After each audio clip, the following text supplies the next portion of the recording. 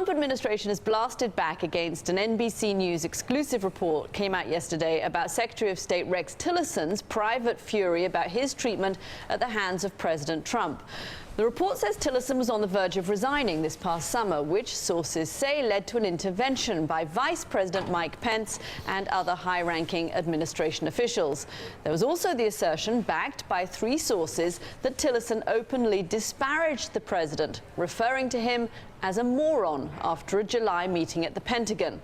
Tillerson made a surprise announcement before the press yesterday and then engaged with reporters, something, by the way, he's rarely done since taking office.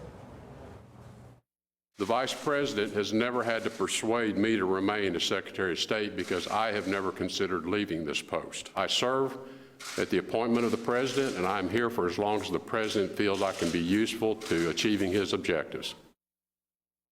Let me tell you what I've learned about this President, whom I did not know before taking this office.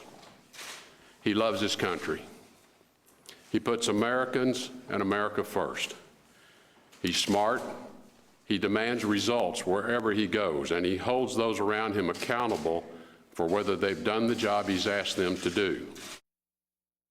While I'm new to Washington, I have learned that there are some who try to sow dissension to advance their own agenda by tearing others apart in an effort to undermine President Trump's own agenda. I do not, and I will not operate that way. And the same applies to everyone on my team here at the State Department. President Trump and his administration will keep moving forward as one team with one mission, doing great things for the United States of America to make America great again. Could you address the main headline of this story that you called the president a moron? And if not, where do you think these reports are? I'm not going to deal with petty stuff like that. I mean, this is what I don't understand about Washington. Again, I'm not from this place, but the places I come from, we don't deal with that kind of petty nonsense. And it is intended to do nothing but divide people. And I'm just not going to be part of this effort to divide this administration. All right. Well, Rex Tillerson has proven in the past he's very good at answering just the questions that he wants to answer. We saw that certainly after Charlottesville, when he was on Fox News Sunday, and he told Chris Wallace when pressed on whether he agreed with the president on what he'd said after Charlottesville, that the president speaks for himself and basically himself only. Bob Costa, no answer yesterday from the Secretary of State on the specific question. Of course, his spokesperson clarified it later that he never did call the president a moron. But obviously, both gentlemen have decided that it's in their best interest to stay put, at least for a little while, the president and the Secretary of State. What can you tell us?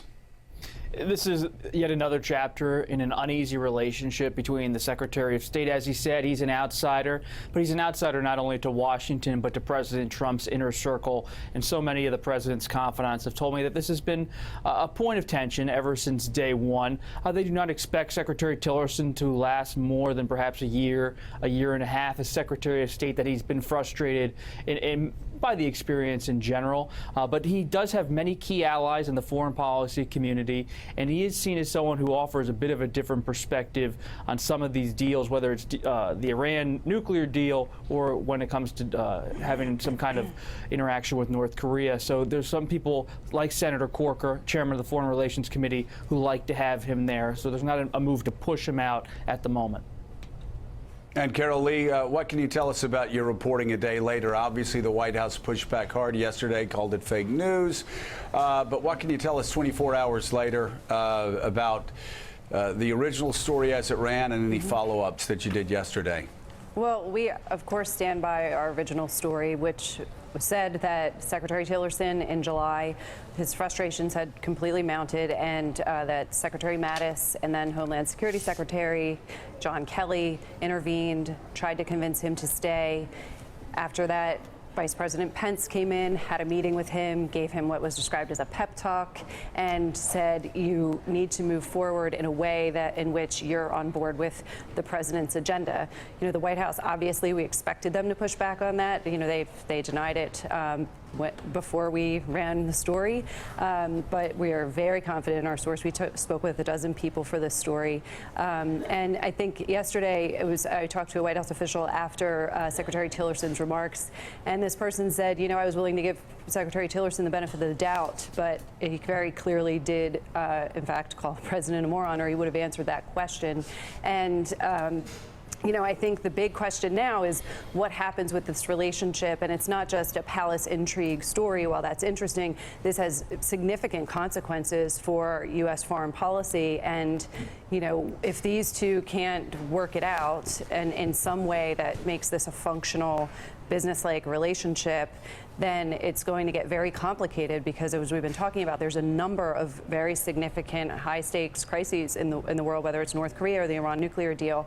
But it's not clear that this is a relationship that is repairable. Thanks for checking out MSNBC on YouTube, and make sure you subscribe to stay up to date on the day's biggest stories. And you can click on any of the videos around us to watch more from Morning Joe and MSNBC. Thanks so much for watching.